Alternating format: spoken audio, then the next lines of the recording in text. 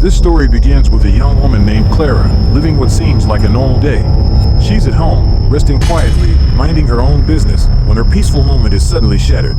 Out of nowhere, she notices shadows moving outside, and before she can react, four strangers break into her house. No knocking, no doorbell, no warning, just the sound of the door forced open. For a split second, Clara freezes in disbelief, her heart hammering in her chest. Then survival instincts take over. She bolts into her bedroom, crawls under the bed, and prays they won't notice her. But luck is not on her side. One of the intruders spots movement beneath the bed.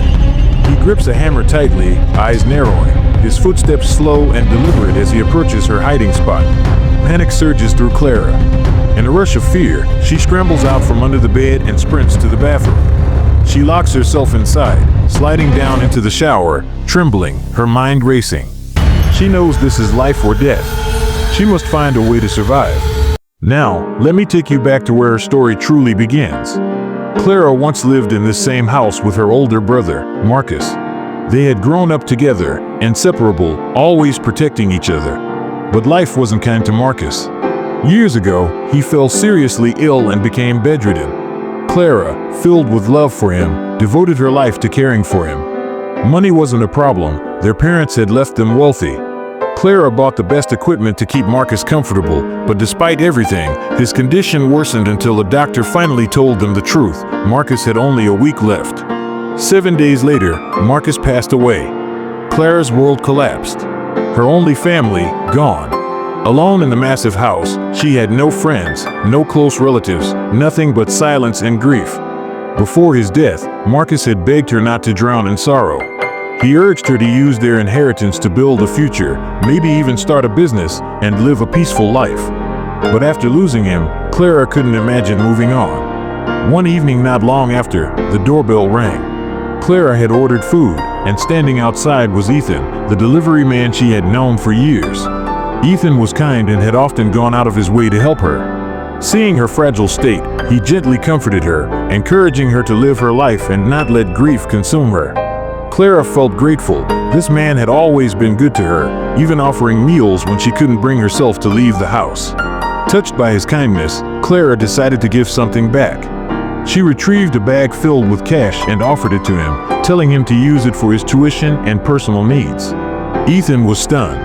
Though tempted, he politely refused, leaving the money behind. Clara tucked it away again, thinking maybe one day he would accept her help.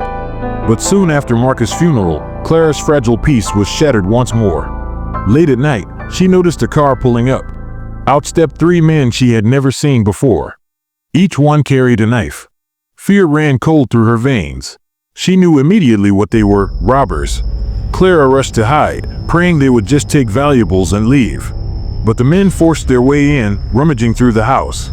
They weren't satisfied with just stealing random things. They wanted cash. They wanted everything. And when Clara accidentally made a noise, her hiding place was revealed. Dragged downstairs, Clara came face to face with them: Rico, Damon, and Victor. Hardened criminals, merciless in their threats, demanding to know where she kept her fortune.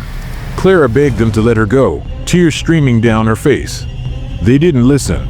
They tied her up, making it clear they'd kill her if she didn't cooperate. Just then, the front door opened. It was Ethan, the food delivery man she had once trusted. For a moment, relief surged through Clara.